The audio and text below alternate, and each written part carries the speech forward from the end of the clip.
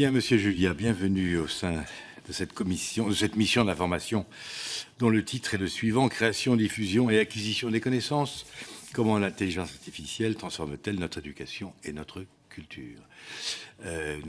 Madame Céline Calvez, rapporteure, et moi-même sommes heureux de vous accueillir pour débattre pendant 45 minutes de la question de l'impact que représente, probablement, l'intelligence artificielle générative, notamment, sur notre système éducatif, sur l'enseignement supérieur et sur le monde de la culture dans ses différentes composantes. Donc, le principe, c'est que nous vous donnons la parole pour 10 minutes, pour un propos liminaire, si vous voulez bien. Et ensuite, Madame Calvez vous posera les questions qu'elle voudra bien vous poser pour faire avancer le débat. Tout ce que vous n'aurez pas pu dire pendant les 10 premières minutes, de toute façon, sera nécessairement évoqué par Madame la rapporteure. Vous avez donc la parole. Voilà. Je vais vous parler d'intelligence artificielle générative, déjà. Il faut poser un cadre qui est sa définition. Ça veut dire quoi, l'intelligence artificielle générative? Depuis 3 ans, exactement 3 ans, qu'elle est accessible au public. On dit et raconte à peu près tout et n'importe quoi. Donc je vais revenir un tout petit peu sur l'histoire de l'intelligence artificielle en général.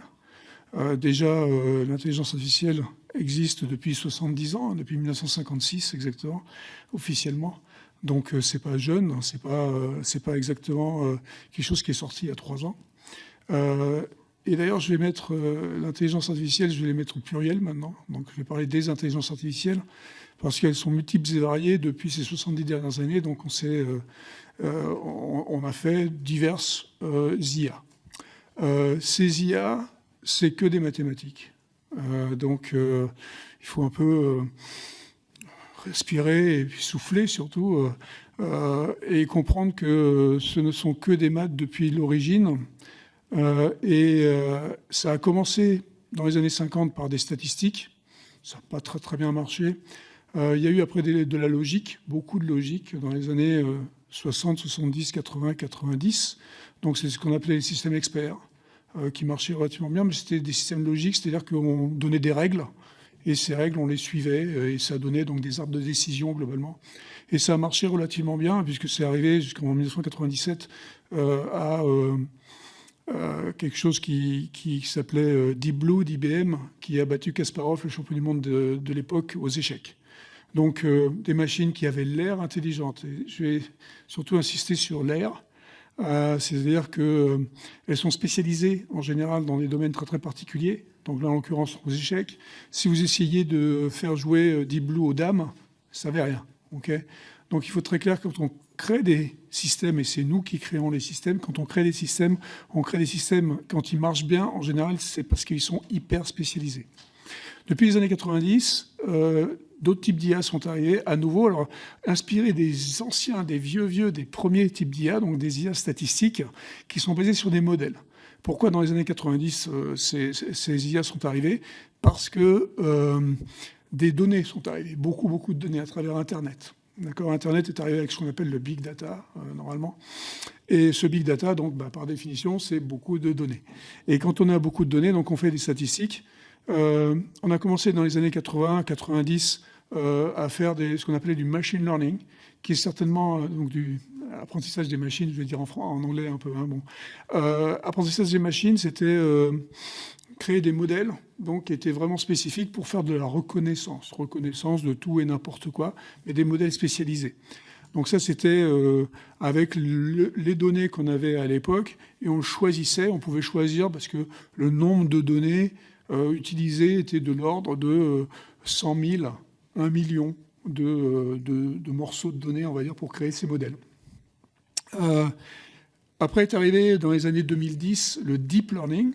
Donc c'est un peu pareil que le machine learning, mais avec plus de données, globalement. C'est ce qu'on appelle des réseaux de neurones. Alors, il y a des couches dans les réseaux de neurones, donc plus de couches, c'est pour ça que c'est deep. Ça va profondément dans les couches. Et ce deep learning, en fait, se caractérise par encore plus de données. Et là, maintenant, on parle de 10 millions, 100 millions de morceaux de données. Donc ça commence à être intéressant et peut-être hors contrôle. Et justement, arrive donc 2018-2019 pour les scientifiques, 2022 pour le public, arrivent les IA génératives, qui sont toujours des modèles statistiques, toujours des modèles, mais cette fois-ci avec des milliards de données. D'accord ? Donc on parle de milliards et en français, billions de données, donc 1000 milliards. Et là, en gros, ces données, on commence à avoir une idée, enfin les gens qui poussent ces IA génératives au départ, poussent une idée d'IA plus générique, plus générale. Donc ce qu'on appelle en anglais AGI, Artificial General Intelligence, donc quelque chose qui va être intelligent, omnipotent. Alors, bon, il y a des opinions. La mienne, c'est que c'est ridicule, ça ne sert à rien. Et surtout, plus c'est générique, moins c'est bon. Et c'est ce qu'on a constaté d'ailleurs avec le public qui a pris en main ces IA, parce que si elles n'étaient pas révolutionnaires, point de vue mathématique, parce que c'était juste plus de données, plus de capacité de calcul, etc., elles sont révolutionnaires, ces IA, les dernières, là, donc les IA génératives, par le prompt. Le prompt qui permet à n'importe qui de faire n'importe quoi. Et on a vu ça, évidemment, beaucoup. Et ce prompt, donc, il se caractérise par le fait qu'on peut s'adresser à ces IA en langage naturel. Et donc, on n'a plus besoin d'être un spécialiste pour les utiliser. Et donc, on a vu une prise en main par le public, en janvier-février 2023, on a vu une prise en main par le public de ces IA parce que c'était facile de s'adresser avec elles, d'avoir un dialogue avec elles, un dialogue en langage naturel. Et donc, on a commencé à pousser ces IA pour qu'elles fassent vraiment n'importe quoi, c'est-à-dire qu'elles seront capables de répondre à n'importe quoi, et donc d'être génériques. Mais on voit aussi à ce moment-là que la pertinence de ces IA est faible. Alors, il y a des chiffres, hein, on peut toujours discuter les chiffres, évidemment, mais en février 2023, il y a une étude de l'Université de Hong Kong qui montre que, en gros, on a des pertinences pour des IA sur des questions génériques d'à peu près 64%. C'est-à-dire que 36% du temps, elles vous disent n'importe quoi. Alors, vous allez me dire, c'était février 2023, donc ça fait 3 ans, ça fait longtemps. Et maintenant, c'est mieux. Et la réponse, c'est non. C'est pas mieux. En fait, c'est pire. Parce qu'il faut comprendre que ces intelligences artificielles génèrent des données qui sont elles-mêmes utilisées pour les prochaines intelligences artificielles. Et donc, le problème, c'est que donc, les données qui étaient mauvaises, les 36% de données qui étaient mauvaises, sont retrouvées dans les nouveaux modèles. Donc, les nouveaux modèles, en fait, utilisent des données de tous les jours, hein, la météo, des données qu'on peut nous créer, etc., plus les données qu'on appelle synthétiques, qui sont ces données générées par les IA.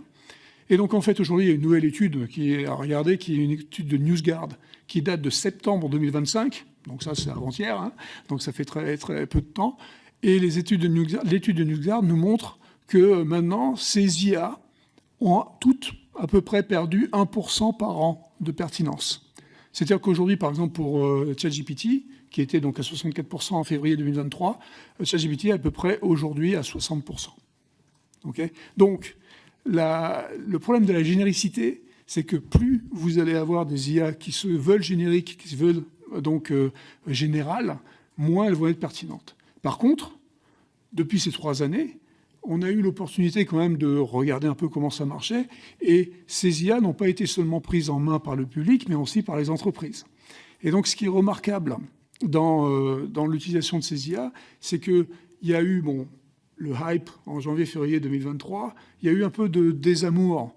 Tout de suite après, ça suit la courbe de Gartner. Vous savez, la courbe de Gartner qui est hype, puis après je suis pas content, et puis après ça rebondit des fois. Hein. Ça rebondit, et puis je commence à trouver des cas d'usage qui sont des cas d'usage intéressants. C'est ce qui se passe dans les entreprises aujourd'hui en général. On trouve des cas d'usage qui sont beaucoup plus spécialisés. D'accord ? On utilise les mêmes méthodes, donc c'est des méthodes d'IA qu'on utilise, d'IA générative, mais on les spécialise tellement, on fait ce qui s'appelle du fine-tuning, c'est-à-dire que je vais mettre les données dans lesquelles j'ai confiance, et ces données dans lesquelles j'ai confiance, elles vont créer donc un modèle qui va être un modèle dans lequel je peux avoir aussi confiance, et effectivement, les pertinences, on arrive à quelque chose de 96, 97, 98% de pertinence, ce qui est évidemment à ce moment-là utilisable.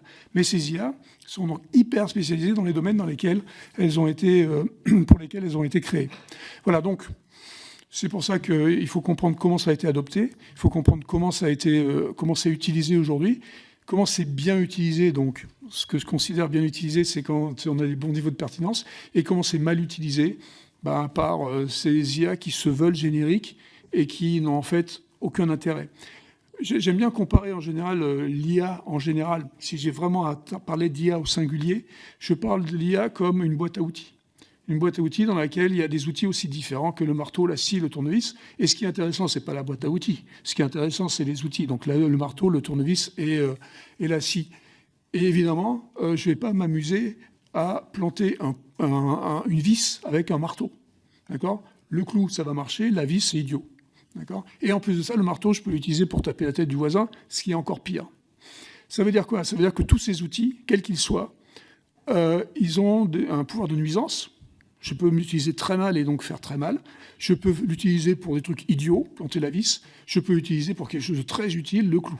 D'accord ? Donc tous les outils sont potentiellement dangereux, mais à la fin, ce n'est pas l'outil qui est dangereux. C'est moi. C'est moi qui tiens le manche du marteau, et donc c'est moi qui décide. Donc c'est l'humain qui décide comment on utilise ces IA. C'est là.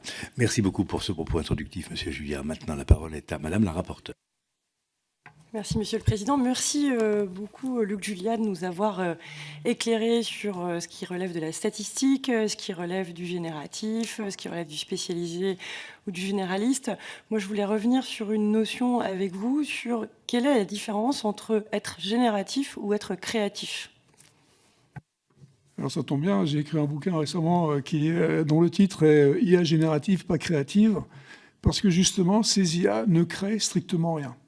Il faut être clair que les IA, par définition, ce sont des modèles. Un modèle, je vais prendre modèle sur le modèle. D'accord ? Et donc, quand moi humain, veux créer quelque chose, je peux utiliser l'outil, évidemment.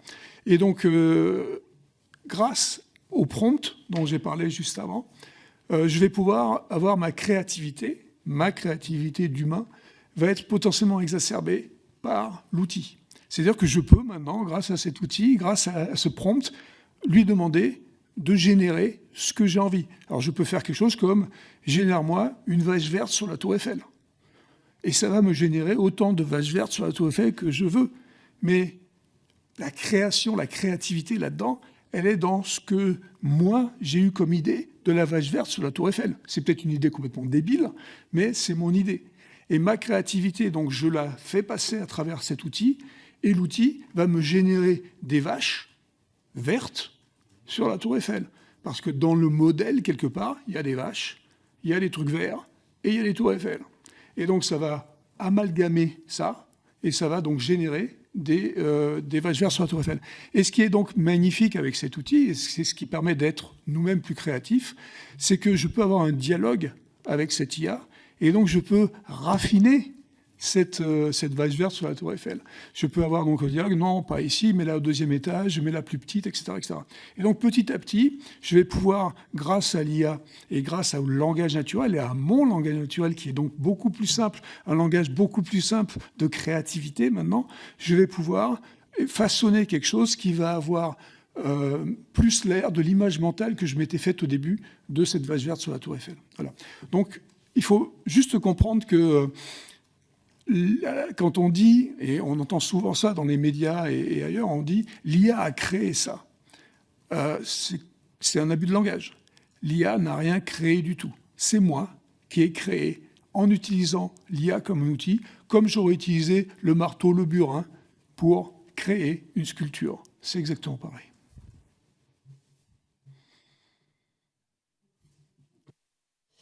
Merci beaucoup. Donc cette promesse d'être tous un peu créateurs, elle est quand même mise au défi en parlant de la façon dont on pourrait croire que l'IA a demandé un tout petit peu d'impulsion de l'humain, et puis parfois ce dialogue que vous mentionnez, où on est en train de raffiner ses idées. D'après vous, est-ce qu'il faut encore se poser la question d'un seuil où à partir du moment où il y a un prompt, il y a une créativité, et par rapport au contenu généré avec l'IA, créé avec l'IA, est-ce qu'on peut les considérer comme des œuvres d'art, et quelle est la capacité de nous, humains, d'apprécier ce qu'a été l'impulsion humaine. Alors, je vais commencer par la fin. C'est impossible. C'est-à-dire qu'il y a absolument une impossibilité, sauf quand c'est vraiment très moche qui a été généré. Là, on se rend compte quand même que c'est bizarre ou quelque chose, mais il y a des trucs qui sont générés par les humains, qui sont créés par les humains, qui sont bizarres aussi.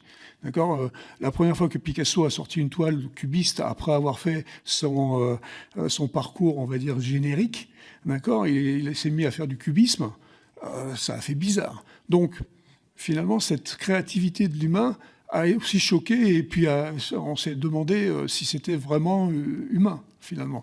Bon, mais ça mis à part, donc, pour revenir à la dernière question, il est très très compliqué de savoir ce qui est généré par une machine et de pouvoir dire que c'est généré par une machine. Et c'est de plus en plus compliqué, hein, c'est pour ça d'ailleurs qu'on a les fake news, les deepfakes, enfin toutes les choses qu'on entend aujourd'hui et qu'on peut faire facilement, et que n'importe qui peut faire facilement avec ces outils. Maintenant, quant à la créativité, ma créativité, grâce à l'outil, je pense que ce qui est généré par l'IA, c'est de l'art. C'est de l'art parce que c'est moi qui l'ai c'est moi qui l'ai défini, c'est moi qui donc l'ai créé à travers, et donc on peut considérer que c'est de l'art. Je vous donne un exemple tout simple. Moi, je suis nul en dessin, mais alors nullissime. Depuis 2-3 ans, je suis très fort. Et donc, pourquoi je suis très fort ? Parce que j'ai choisi les bons outils. D'accord ? Mais tout ce qui est généré par ces IA, c'est moi qui les créé. Et donc, je considère que c'est mes créations et que ces créations ont une valeur. Encore une fois, il faut se remettre un peu dans l'histoire et regarder un peu derrière nous les évolutions de l'art en général. Alors, je ne suis pas un spécialiste de l'art, hein, vous allez certainement pouvoir en interroger qui sont bien meilleurs. Mais on voit très bien que les sculptures, par exemple, ont évolué au cours du temps avec les outils qui étaient disponibles. Et donc au début, quand on parle des grottes de Lascaux ou autres, s'il y avait des sculptures, c'était grossier, c'était pas tellement affiné, on va dire. Et petit à petit, parce que l'outil, parce que le burin, parce que les petites choses qu'on a utilisées pour être de plus en plus affinées, on arrive à des sculptures absolument extraordinaires, dans la Grèce antique, mais aussi évidemment beaucoup plus tard. Donc l'outil fait que ce qui est généré est de plus en plus peut-être de qualité. D'accord ? Et c'est vrai qu'aujourd'hui, avec les IA qu'on a, la qualité de ce qu'on génère est absolument extraordinaire potentiellement. Oui, une question, si vous permettez. Donc, vous nous disiez tout à l'heure, au fond, l'IA, c'est presque un abus de langage. L'intelligence artificielle n'est pas intelligente. C'est ce que nous disait aussi ce matin M. Olivier Rey, qui nous a démontré que comme l'IA ne comprend pas ce qu'elle fait, elle n'est donc pas intelligente. Bon, c'est tout à fait rassurant. Cependant, tout à l'heure, il y avait là un philosophe qui nous a effrayés en décrivant l'apocalypse, l'ouragan, hein, de la destruction de l'intelligence humaine, même de l'humanité. D'autres philosophes, d'ailleurs, sont de son avis. Alors, pensez-vous que ce soit un faux débat ? Alors d'abord, effectivement, l'intelligence artificielle, c'est un abus de langage. En 1956, quand on a utilisé le mot intelligence artificielle, on ne vous parlait pas d'intelligence smartest comme en français, mais c'était un mot anglais. Le mot anglais a deux sens, mais le sens premier, c'est information. C'est comme dans la CIA. D'accord ? Donc la CIA, c'est pas de l'intelligence, c'est de l'intelligence d'espion, quoi, hein, donc d'information. Bref, donc c'est pour ça que c'est un abus de langage. Malheureusement, on s'est mis à fantasmer dessus, nous, humains, parce que c'est beaucoup plus excitant de parler de l'intelligence artificielle, de se comparer à nous-mêmes, que de faire autre chose. Pour ce qui est des philosophes, et des fois des philosophes de jardin ou de pacotille, qui racontent à peu près n'importe quoi sur l'IA, il y a un danger. Il y a un danger de tout lâcher. Aujourd'hui, j'entends une petite musique, surtout dans la jeune génération, qui dit « j'ai pas besoin de m'éduquer parce que l'IA le fera à ma place ». Ça, c'est une bêtise absolument absolue. Donc oui, il y a un risque d'idiocratie. Il y a un risque de devenir idiot parce qu'on va tout lâcher, on va dire « les IA vont le faire, c'est pas la peine que je le fasse ». D'accord ? Pourquoi c'est idiot ? Ça aussi, ce raisonnement même est idiot, parce que évidemment, les IA, c'est nous qui les faisons, donc c'est nous les spécialistes. Et si on ne s'éduque pas dans un endroit particulier, eh ben, on va avoir un gros problème, parce qu'on va plus être les spécialistes de ces IA. Et ces IA, comme j'ai dit tout à l'heure, elles sont pertinentes, c'est des statistiques. Et donc, vous avez entendu dans ma bouche que je suis allé jusqu'à 99%, mais je ne suis jamais allé à 100%. Parce que le 100% n'existe pas en statistique.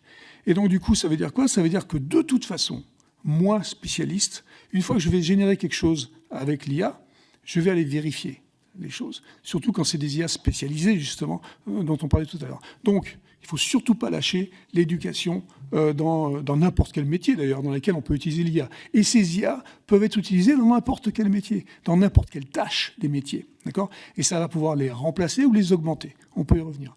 Mais pour revenir donc à l'idiocratie, elle est tout à fait possible parce qu'on peut tout lâcher, comme j'ai dit, et c'est un peu ce qu'on a fait tous, là, je peux vous prendre à témoin, avec le GPS. On est devenu idiot GPS. D'accord? Et donc, on fait confiance à cette machine-là, ici, alors qu'elle va nous amener dans les bouchons, alors que nous, quand on connaît un peu Paris, on sait comment les éviter. D'accord? Oui, pas tout le temps. Mais bon, il y a quand même des choses. Il est sûr, aujourd'hui, je vois les gens qui se comportent devant le GPS, ils ne font confiance qu'à ce machin-là. Donc, on est des idiots GPS. Et ça, c'est embêtant, parce qu'on a tout lâché. Et donc, on n'a plus de notion du tout de nord, sud, etc. Voilà. Donc, c'est possible, mais l'apocalypse, j'y crois pas. En fait, je crois au contraire. Je crois qu'à un moment donné, on va se rendre compte collectivement, parce que justement, il y a des discours comme le mien qui font qu'on dit « faisons attention quand on utilise ces machins-là ». C'est super chouette dans plein de domaines, mais c'est aussi dangereux. D'accord? Donc, prenons conscience du truc. Et donc, quand on a confiance, quand on s'éduque collectivement, je ne parle pas forcément de l'éducation à l'école, là. Je parle de l'éducation générale, comme ça. Et donc, plus on parle de ces choses-là, et plus on dit la vérité dessus, et on arrête de fantasmer dessus, mais on dit la vérité. Moi, je suis persuadé qu'à un moment donné, on va dire que cette lumière qui est la lumière de l'IA, qui est censée être le truc qui sait tout, on va se rendre compte que ça ne sait pas tout. Et quand on donne des chiffres de 60% de pertinence, ça calme un tout petit peu. Donc, on va se calmer. À un moment donné, donc, on va se rendre compte de ça. Et à un moment donné, donc, on va commencer à faire plus de fact-checking. C'est ce que font les journalistes depuis quelque temps. Au début, les journalistes avaient très peur de l'IA. Ils s'étaient dit, oh là là, on va se faire remplacer, etc. Mais petit à petit, les journalistes se rendent compte que de toute façon, l'IA va être une aide pour eux. Et puis, il va falloir que ça va les obliger à aller checker les informations. Et ça les oblige à quoi, en fait? Ça les oblige à faire leur métier, à faire ce qu'ils auraient dû faire depuis le début. D'accord? Donc, on respire, on se calme, on arrête de dire n'importe quoi sur ces IA qui vont nous remplacer, qui vont nous tuer, etc. C'est pas Hollywood, les IA. C'est pas Terminator, c'est pas Her. D'accord? Ce sont des outils, mais ces outils sont, encore une fois, potentiellement dangereux si je ne tiens pas le manche correctement. Merci beaucoup. Donc, ces outils, vous avez expliqué un peu plus tôt qu'ils étaient mis à disposition beaucoup plus facilement à tout le monde, puisqu'il suffit de parler, on peut écrire. Donc, ça permet d'être beaucoup plus en capacité de les utiliser. Mais vous avez souligné qu'il faut continuer à s'éduquer, il faut continuer à apprendre. Il y a plusieurs décennies, il fallait apprendre par cœur. Il y a quelque temps, on voulait apprendre à apprendre. Vous faites référence à au nécessaire esprit critique. Mais aujourd'hui, je dois apprendre quoi? Et vous avez dit de manière très pertinente que ce n'est pas qu'une histoire d'enfant, c'est une histoire aussi tout au long de la vie, mais il faut que j'apprenne à faire quoi? Parfois, il faut réapprendre cet esprit critique. Donc, apprendre à pas juste suivre la masse et se dire qu'on peut douter. Donc, il faut réapprendre le doute. L'esprit critique, c'est aussi le doute. Et donc, il faut se remettre dans l'esprit du siècle des Lumières, en fait. Donc, on a oublié, parce que tout était facile, tout était simple. Mais en fait, l'esprit du siècle des Lumières, c'est quoi? C'est le doute. C'est contester la réalité. Et donc, bon, pas contester tout le temps. Vous, les Français, vous aimez bien contester en permanence. Donc, peut-être pas tout contester. Mais en tout cas, quand c'est des choses qui sont générées ou on ne sait pas d'ailleurs si elles sont générées ou pas par les CESIA, aller chercher d'autres sources. Aller, nous-mêmes, le travail journalistique dont je parlais tout à l'heure, l'effectuer un tout petit peu nous-mêmes. Vous savez, je donne beaucoup de conférences dans les écoles. Et une autre corporation qui a très peur, en plus des journalistes, les enseignants. Et cette corporation, je leur fais faire un exercice, en fait, qui est assez simple, et qui fait réaliser non seulement aux élèves, mais aussi aux profs, leurs différences. Le prof est le sachant, normalement, d'accord ? Et les élèves sont les apprenants. Donc les élèves, surtout quand ils arrivent à un certain âge, ils pensent qu'ils ont déjà tout appris. D'accord ? Donc ils n'ont aucun respect pour le sachant. C'est la réalité dans beaucoup d'écoles. Et ce que je fais comme exercice, ce que je fais faire comme exercice, c'est le suivant, c'est je dis, je suis la maîtresse, et je dis aujourd'hui les gars, on va utiliser ChatGPT dans un exercice. Ah, les gamins, ouais, super, on va utiliser ChatGPT, c'est bien. Et donc on va commencer par écrire un prompt. Et ce que je vous demande, c'est de faire en sorte que l'IA me génère en deux pages, la biographie de Victor Hugo. Voilà, tout simple. Donc déjà, premier exercice, écrire le prompt. C'est déjà pas mal, parce que écrire le prompt, donne-moi la biographie. Ah, donne, il y a 2 N. Ah oui, d'accord. Bon. Donc on essaie de ne pas faire trop de fautes d'orthographe dans le prompt. Le prompt génère, donc le prompt est là, donne-moi la biographie de Victor Hugo en 2 pages. OK ? J'appuie sur le bouton, 15 secondes, ça me génère la biographie de Victor Hugo en 2 pages. Là, les gamins, ouais, madame, c'est bon, on a fini. Non, c'est là que ça commence. Donc, ce qu'on va faire, on va faire un truc incroyable. On va relire. Ah, bon, c'est tous les mots des 2 pages, ouais. Donc, on relit le truc petit à petit. Victor Hugo est né le 26 mars 1802 à Besançon, blablabla. Encore une fois, le sachant sait. Hein, donc, il connaît la vie de Victor Hugo. Et donc là, la prof, la maîtresse dit... Attendez, il y a un petit problème. Victor Hugo, il est né en février 1802, pas en mars. Ah, bon, ok, on continue. Et une fois qu'on a fini, donc c'était l'exercice de lire le machin, là, au bout d'un quart d'heure, on a trouvé, statistiquement, entre 3 et 5 erreurs dans ces 2 pages. Donc ça fait quoi cet exercice, en fait ? Ça fait 2 choses. D'une part, ça remet le sachant un tout petit peu sur un piédestal, alors pas très haut, hein, mais un tout petit peu plus. C'est-à-dire que le prof, l'instit devient un peu... Waouh, c'est des trucs. Okay, et ça fait quoi aux gamins ? Ça fait... mais ce truc, ça ne marche pas bien. En fait, je vais avoir des problèmes. Mais alors, maîtresse, finalement, c'est quoi la solution ? Ah ouais, ça c'est bien, c'est une bonne question. La solution, tu vas chercher ailleurs. Comment tu aurais fait sans l'IA générative il y a 3 ans ? Tu aurais été sur Wikipédia, peut-être. Bon, ouais, va sur Wikipédia. Mais même Wikipédia, peut-être que tu n'es pas sûr.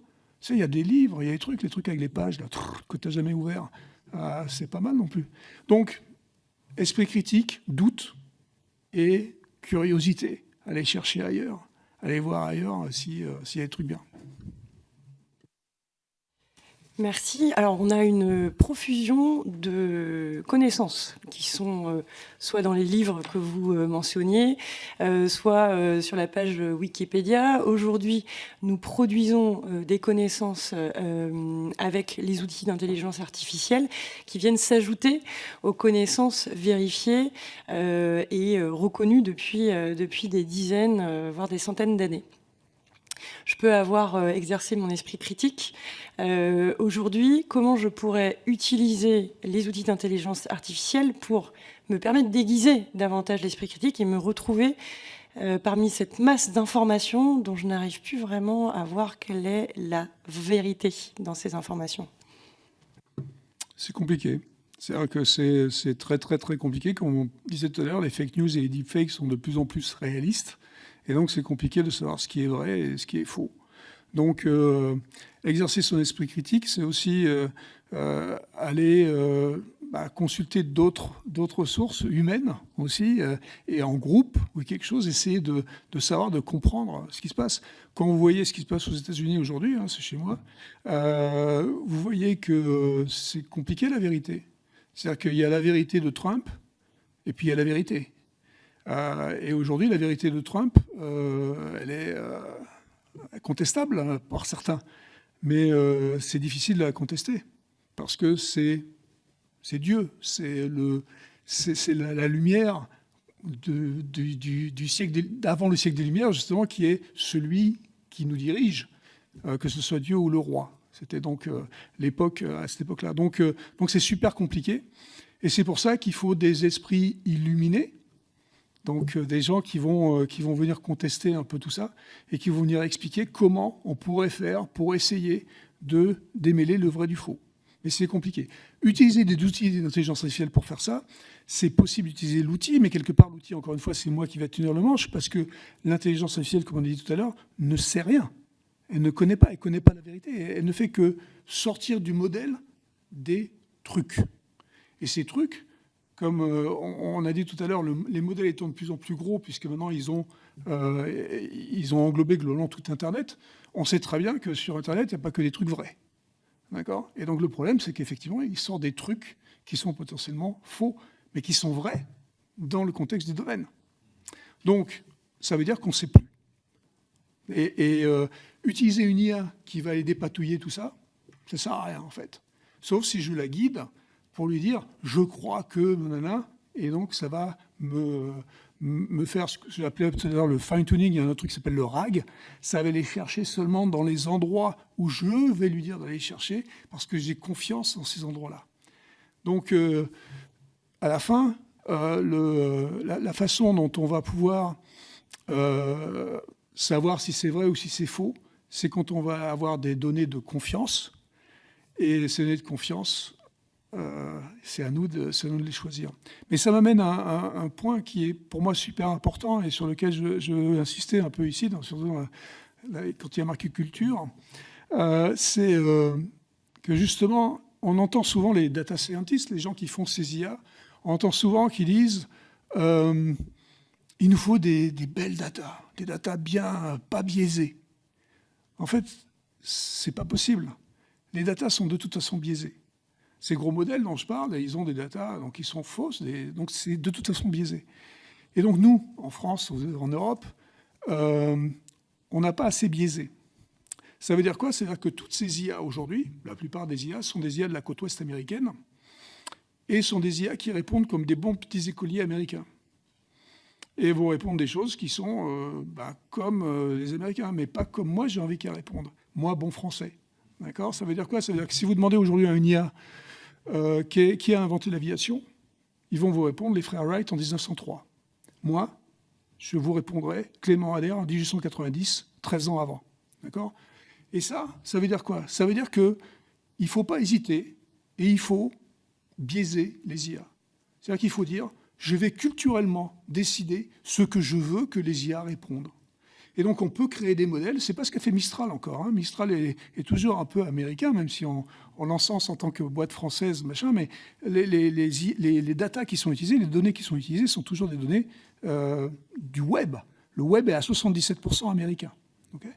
Donc, il ne faut pas hésiter à biaiser les domaines, les datas, pour pouvoir créer des modèles qui soient des modèles français, européens, africains, singapouriens, et pour que chacun soit fier, en fait, de ce que va lui répondre une IA, et ça va répondre, on va pouvoir avoir plus confiance peut-être dans ces IA-là quand on va les biaiser. Donc, il faut biaiser, et il ne faut pas en avoir peur, parce que c'est que comme ça qu'on va y arriver. Et il faut donc... c'est un peu ce qu'on a fait, ce que la France a fait très bien, et c'est le seul pays du monde qui a fait ça avec le cinéma, ce qu'on appelle l'exception culturelle. L'exception culturelle du cinéma dans les années 50 pour combattre Hollywood, c'était une super idée, en fait.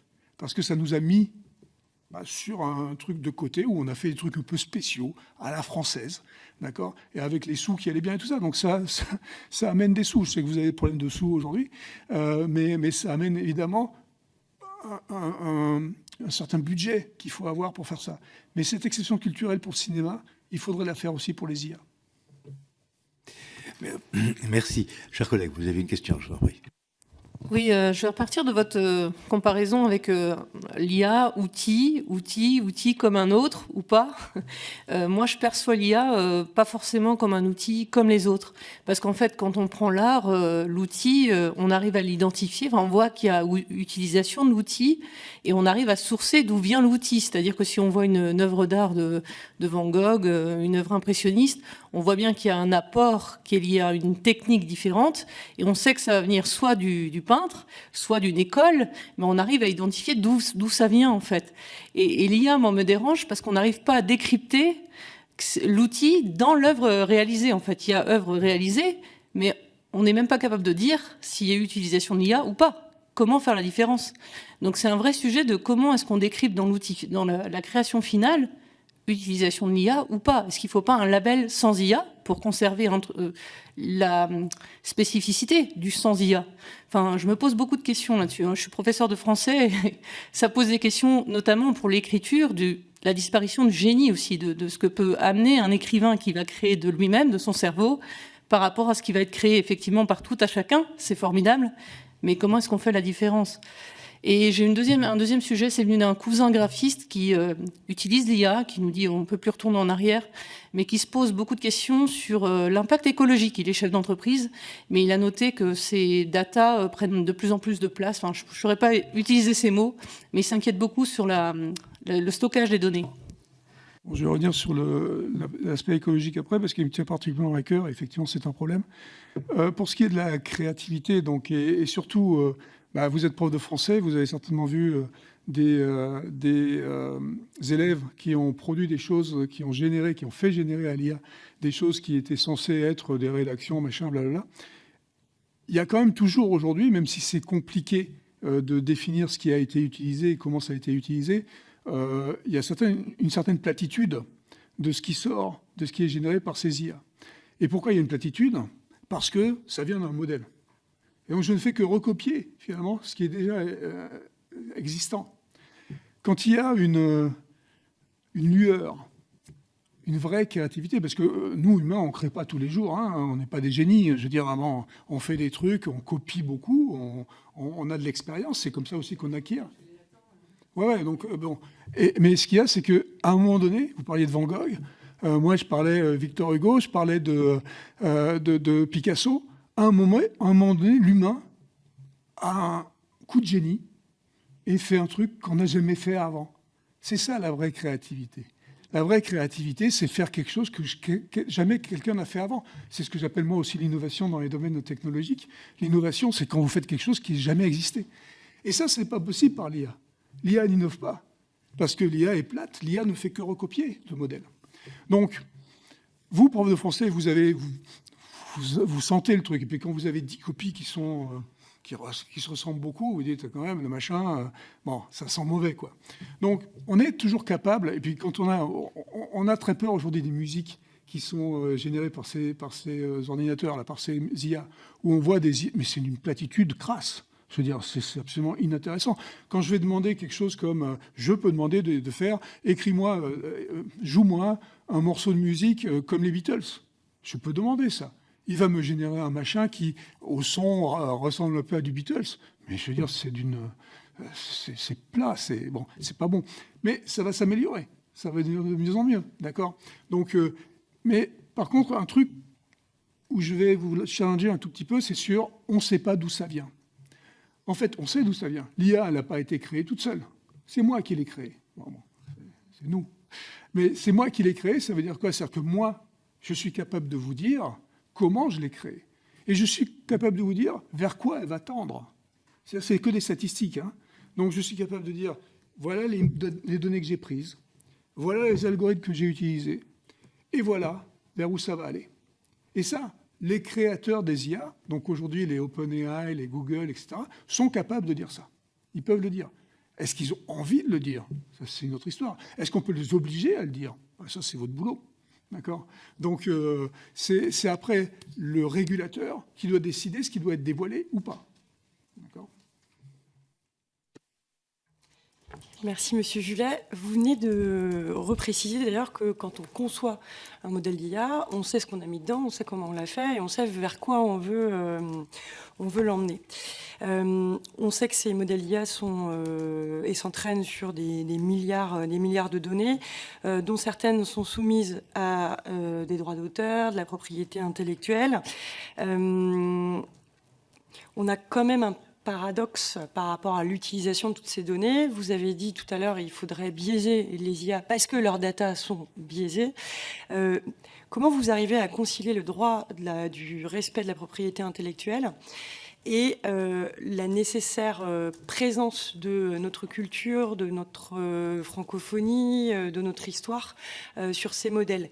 Est-ce que l'on doit appliquer le droit d'auteur? Est-ce qu'on doit forcer à la souveraineté par la présence de ces datas dans les IA? Comment on arrive à concilier les deux?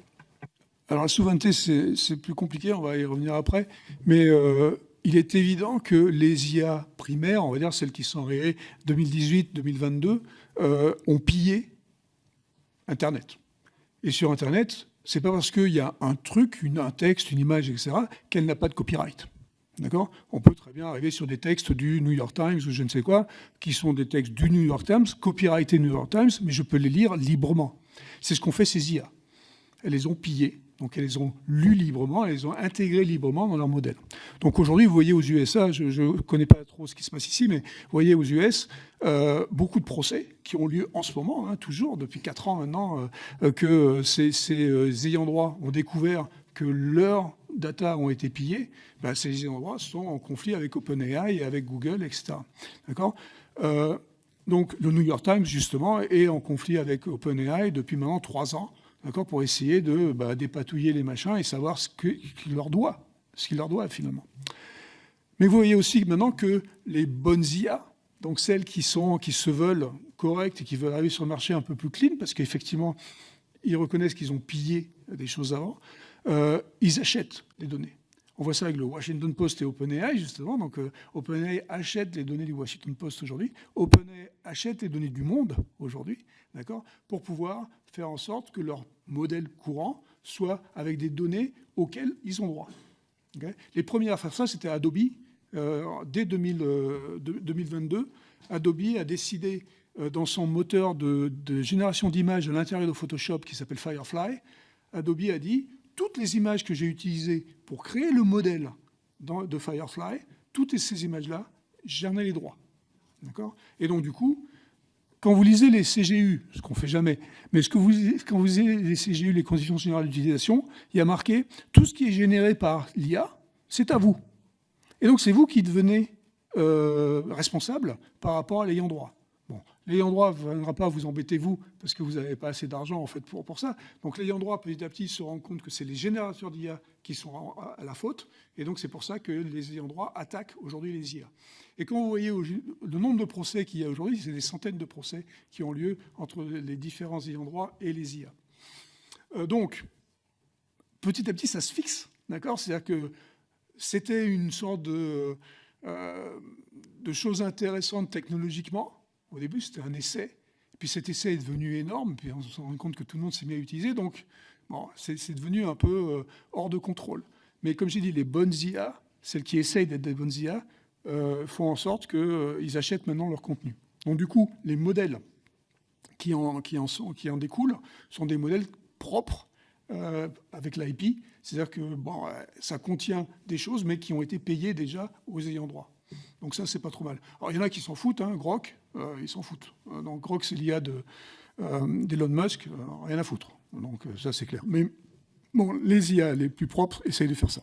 Donc ça, c'est un fait. Maintenant, pour ce qui est de la souveraineté, eh ben, la souveraineté est liée au ce biais dont je parlais. Je veux dire, il faut pas, y a pas photo. Hein. Si on veut être souverain et si on veut garder la main sur ce que racontent les IA, donc avoir dire Clément Ader au lieu de dire les fair rights, bah, il faut biaiser. Et donc, il faut choisir les données, il faut aller les acheter aussi correctement, mais acheter que les données du Monde, de l'IB, de l'UMA, de je ne sais pas quoi. D'accord ? Donc, mais il faut les acheter à ces ayants droit, parce que sinon, effectivement, on fait quelque chose de pas bien.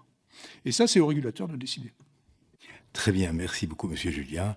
Notre audition tire à sa fin. Nous allons vous remercier des éclairages que vous nous avez apportés. Si vous voulez les compléter par une note écrite, vous pouvez les adresser à la mission, bien entendu, hein, si vous êtes frustré d'un certain nombre de questions, ou plutôt de réponses que vous n'avez pas pu nous apporter.